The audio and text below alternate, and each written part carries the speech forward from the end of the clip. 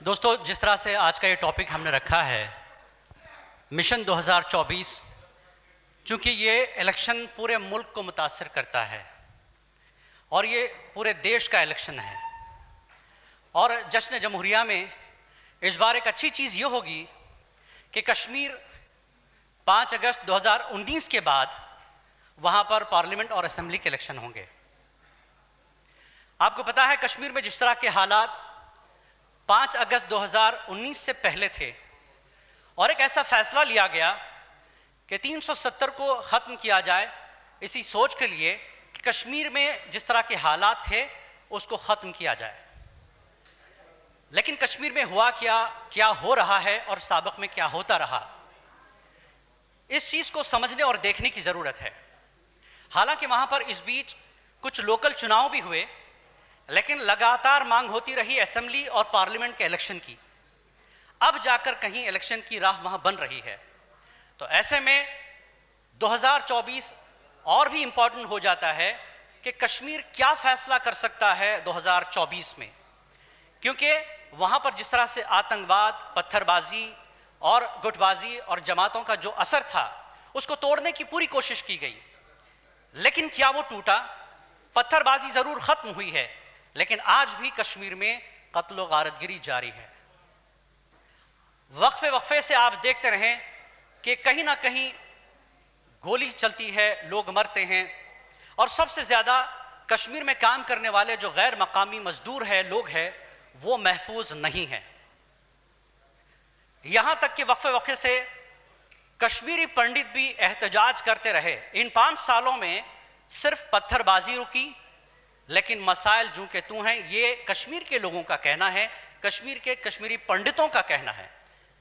अगर हालात बेहतर हैं तो 5 साल का वक्त क्यों लगा?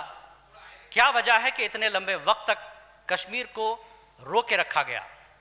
कहा यही जाता है कि कश्मीर के लोगों को आज़ादी मिले पाबंदियों से, और जो इल्ज़ामात लगते रहे कि इस्लामोफोबिया इस वक्त पूरे मुल्क में देखा जाता है और कश्मीर को उसी से जोड़ा भी गया था। तो इसी चीज़ को लेकर कश्मीर में पूरे देखिए 5 साल लग गए असेंबली के चुनाव और पार्लियामेंट के चुनाव की बात होते हुए। अब 2024 का चुनाव, जैसा कि मैंने शुरुआत में कहा, कि इसलिए अहम हो जाता है कि ये कश्मीर में भी चुनाव होगा, तो ऐसी सूरत में कश्मीर का फैसला क्या होगा और कश्मीर में जो फैसला होगा उसके पूरे मुल्क पे किस तरह के हालात होंगे, क्या मैसेज, क्या पैगाम दिया जाएगा। तो इन्हीं सवालों के जवाब तलाश करने की कोशिश की जा रही है। तो इसके लिए मैं आगे की कार्रवाई, आगे के सेशन के लिए मोहम्मद इमरान अली बेग साहब, जो कि एग्जीक्यूटिव एडिटर हैं मुंसिफ टीवी के, उनको बुलाना चाहूँगा। वो इस बुलेटिन को बनाते भी हैं, पढ़ते भी हैं और इस सिलसिले में काम भी करते हैं। तो इमरान साहब इस सेशन को चलाएंगे और साथ में होंगी डॉक्टर दरख्शां अंद्राबी, जो कि चेयरपर्सन हैं कश्मीर वक्फ बोर्ड की। शुक्रिया। नाज़रीन, मैं हूं आपका मेज़बान इमरान अली बेग।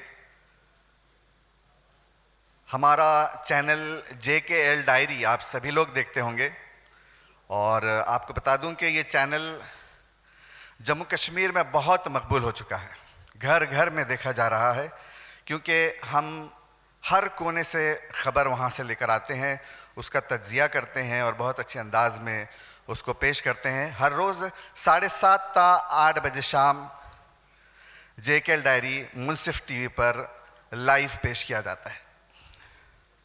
जैसा कि आपको पता है, हमारा आज का उन्वान है सन 2024 लोकसभा इंतखाबात और हमारी जिम्मेदारियां। अगर इसको देखा जाए तो कश्मीर एक बहुत अहम हिस्सा है। इसी के चलते हमने आज वहाँ से जोड़ा है सियासी लीडर, वक्फ बोर्ड की चेयरपर्सन डॉक्टर दरख्शां अंद्राबी, जो हमारे साथ इस वक्त वर्चुअल तौर पर जुड़ चुकी हैं।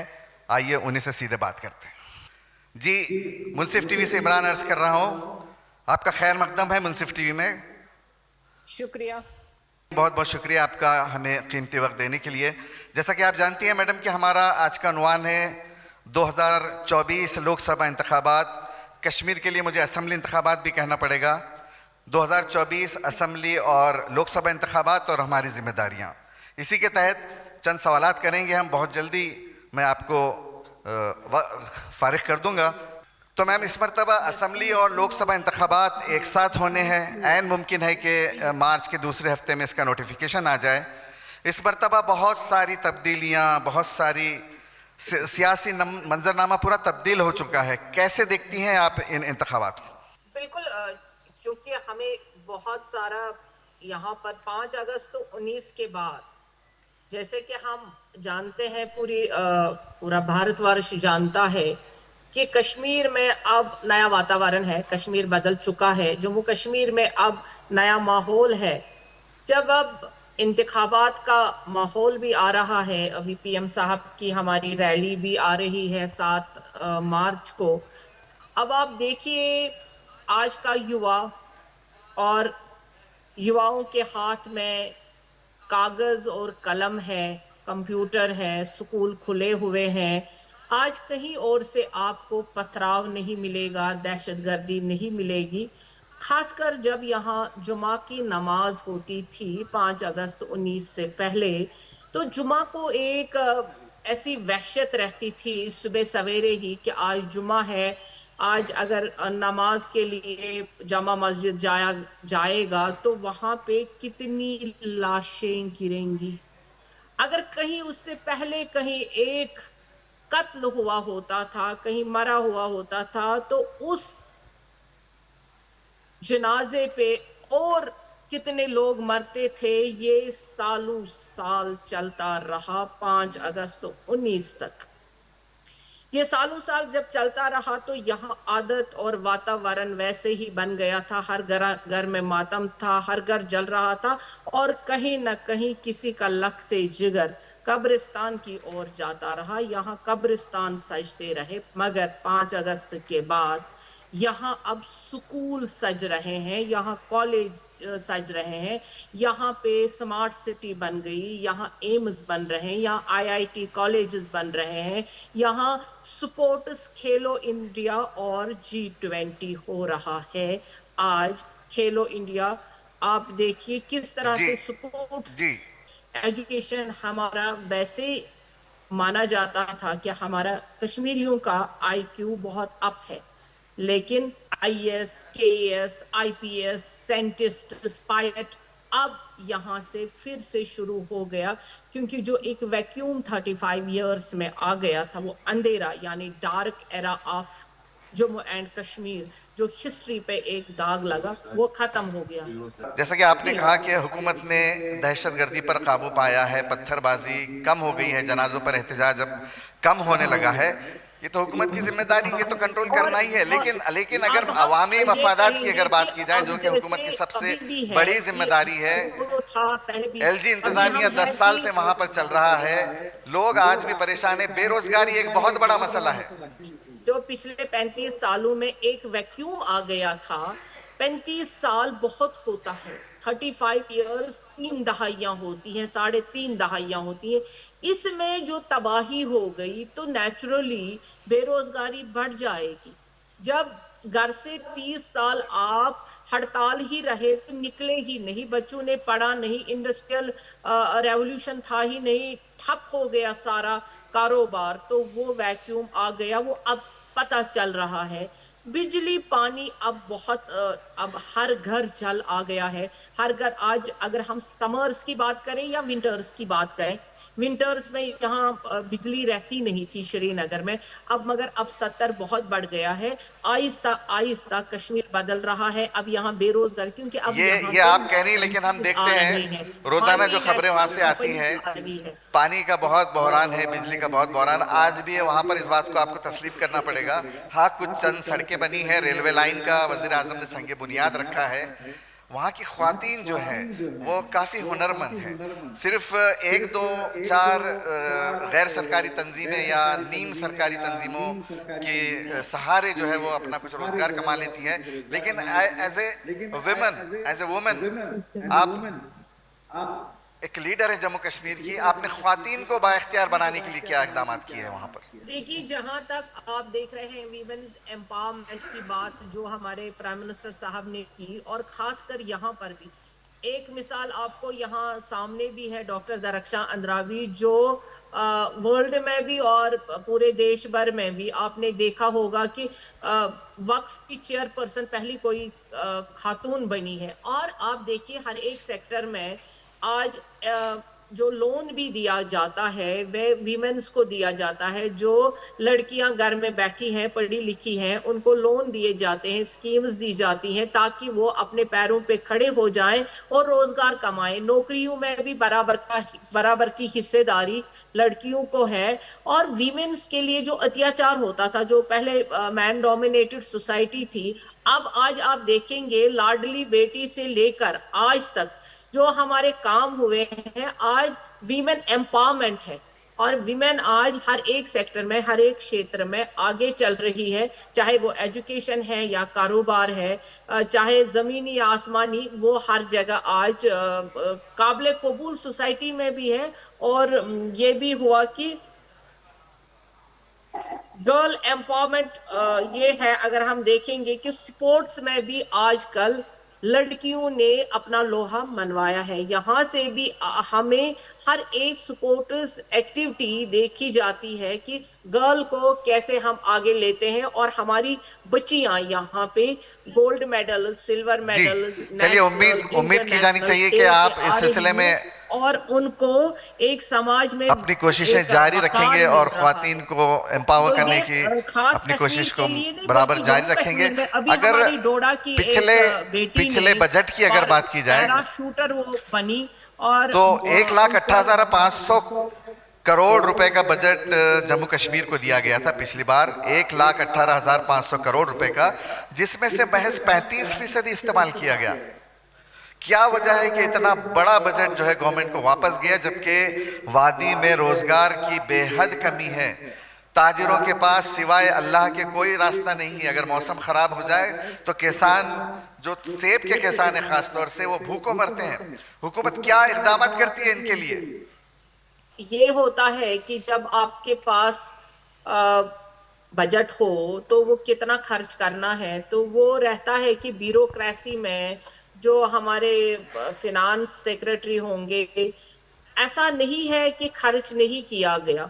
ये हो सकता है कि हमारे पास ज्यादा हो, करप्शन को रोका गया, इसलिए पैसा जो है वो अब काम में लगाया जाता है। पहले करप्शन बहुत ज्यादा होता था, इसलिए कहते थे कि बजट कम है। आज बजट उतना खर्च हो रहा है लेकिन करप्शन नहीं है, करप्शन फ्री जम्मू कश्मीर हो गया है। जो एलजी साहब ने, एलजी गवर्नमेंट ने करप्शन रोका, मोदी जी की गवर्नमेंट ने करप्शन रोका, खासकर यहाँ पे एलजी गवर्नमेंट बड़ी सक्षम है, उन्होंने करप्शन को रोका और पैसा उतना खर्च हो रहा है। स्मार्ट सिटीज बनी, हॉस्पिटल बना, हर एक चीज बन रही है और बड़े तरीके से बन रही। बट करप्शन का पैसा बच के, अगर वो बचा है तो वो हमारे फिनांस डिपार्टमेंट में लैप्स तो नहीं हुआ, वो और बजट में काम आएगा, आगे आएगा। इसका मतलब है कि आज चलिए इंतखाबात पर आते हैं। यूटी में रहेंगे। दफा 370 की मनसूखी के बाद ये पहले इंतखाबात हैं, बहुत हसास मामला है। क्या आपको लगता है कि वादी से बीजेपी को वोट मिलेंगे? मिलिटेंसी के वाक़ात अब बहुत कम हो चुके हैं और अब तो कहीं नामो निशान ही नहीं है। जिस तरह से हमारी आर्म फोर्स और एडमिनिस्ट्रेशन सक्षम हो गई और लोग भी अवेयर हो गए कि अब हमें अपने देश के साथ रहना है। अपनी जो हमारी गवर्नमेंट है, मोदी जी की गवर्नमेंट ने जो वकार दिया जम्मू कश्मीर के लोगों को, उसके बाद अब मिलिटेंसी का कोई यहाँ पे नामो निशान नहीं है। लेकिन कुछ इक्के दुक्के वाक़ा जो होते रहे, वो पार वालों को क्योंकि खुशी हजम नहीं होती है जम्मू कश्मीर की, उनको वो चाहते नहीं कश्मीर में खुशी आए और कश्मीरी ठीक तरीके से रहे, वो कोई ना कोई षड्यंत्र रचते रहते हैं। इसीलिए अगर कहीं दूर दराज इलाके में ऐसे वाक़ात होते हैं, लेकिन वो हुआ कि आटे में नमक के बराबर बाकी लोग अब खुशहाली के साथ कश्मीर में रह रहे हैं और टेररिज्म खत्म हो गया, टूरिज्म बढ़ गया।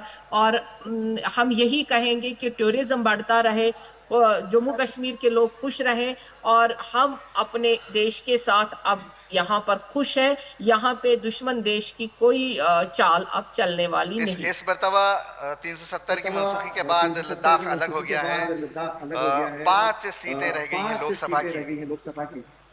क्या आदाद शुमार आप पेश करेंगे बीजेपी के लिए, जबकि पिछली बार 3 सीटें बीजेपी को मिली थी और 3 नेशनल कॉन्फ्रेंस को गई थी? आप सब जानते हैं कि बीजेपी का जो रोल रहा है वो बहुत पॉजिटिव रहा इन 10 सालों में, खासकर 5 अगस्त 19 के बाद। अभी जो पार्लियामेंट इलेक्शन आने वाले हैं उसमें आप देखेंगे कि बीजेपी का ग्राफ बहुत ऊपर है। जैसे बाकी देश में होगा वैसे ही J&K में भी होगा। और जो यहाँ 5 सीटें हैं उनमें मैक्सिमम सीटें बीजेपी के और हमारी सरकार हमारे मोदी जी के नाम ही आएंगी। असेंबली के लिए आप नंबर बता दीजिए, असेंबली सीटों के लिए। असेंबली भी साथ साथ ही इंशाल्लाह, क्योंकि इलेक्शन कमीशन जो ही कॉल देगी और सारे जो हमारे डिलिमिटेशन का प्रोसेस रहा है आप बेहतर जानते हैं, उसके बाद ही जो कॉल आएगी इलेक्शन कमीशन की, उसके लिए भी बीजेपी हमारी सरकार तैयार है कि हम असेंबली इलेक्शन के लिए भी तैयार है, बशर्ते कि इलेक्शन कमीशन लास्ट कॉल दे। इस मर्तबा गुलाम नबी आजाद अपनी पार्टी लेकर उतरे हैं, कितना खतरा आप उनसे महसूस करती हैं? गुलाम नबी आजाद से कितना खतरा है बीजेपी? बिल्कुल नहीं, हमें किसी से खतरा नहीं है। सब क्योंकि जब इंडिया अलायंस भी इस मर्तबा है। लड़ने वाले नहीं लोग होंगे तो तब तक इलेक्शन में मजा भी है। जितने ज्यादा लोग होंगे उतना ही इलेक्शन मजेदार होता है। हमें किसी से खतरा नहीं है। हम सक्षम पार्टी है और मजबूत पार्टी है। हमारे से वो बहुत सारे लोग भी लड़ने आए तो क्योंकि मजबूत जो होगा उससे लड़ने के लिए बहुत आते हैं। हमें किसी से खतरा नहीं लग रहा है क्योंकि हमारा कैडर बहुत मजबूत है। चलिए, बहुत अच्छी बात है। डरना किसी से नहीं चाहिए और किसी को भी नहीं डरना चाहिए।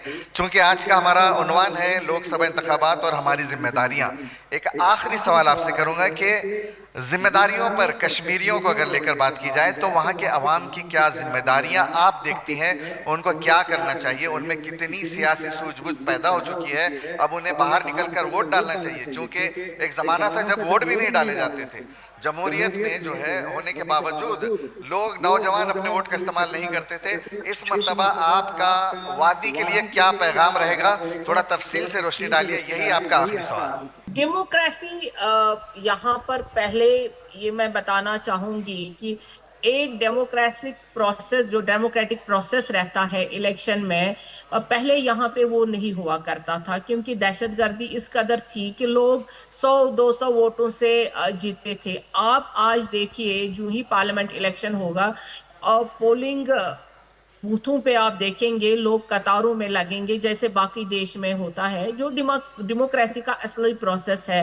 और आज इलेक्शन वाकई इलेक्शन के तरीके से होगा, जैसे बहुत सारी पार्टियां इलेक्शन में होंगी और फिर मैदान जंग में कौन जीतता है वही सिकंदर माना जाता है। ये मजा आएगा, आज वैसा इलेक्शन होगा। क्योंकि पंचायत इलेक्शन भी पहले हुए, यहाँ पे म्युनिसिपल इलेक्शंस भी हुए, लेकिन तब भी डर का माहौल था। अब वो डर का माहौल नहीं है। लोग डेमोक्रेसी वाकई में चाहते हैं, लोग वोट डालना चाहेंगे। वो चाहते हैं कि अब यहाँ पे वैसा प्रोसेस हो जो वाकई में देश के साथ ही जम्मू कश्मीर को भी आगे बढ़ाए। जी डॉक्टर साहिबा, बहुत बहुत शुक्रिया अपना कीमती वक्त मुंसिफ टीवी को देने के लिए, इस कॉन्क्लेव के स्पेशल प्रोग्राम को देने के लिए। आएंगे आज वोट करने के लिए क्योंकि आज लोगों के पास विकल्प ये है कि उनके पास बीजेपी है और वो बिना किसी खौफ के वोट करने के लिए घरों से निकलेंगे और अपना वोट दे देंगे। चलिए, उम्मीद करते हैं कि सब बेहतर हो। ऑल द बेस्ट आपके लिए और बहुत बहुत शुक्रिया एक बार फिर आपका, आपने हमें अपना कीमती वक्त दिया। हम बेहद ममनून और मशकूर हैं आपके मुंसिफ टीवी की जानिब से। बहुत बहुत शुक्रिया।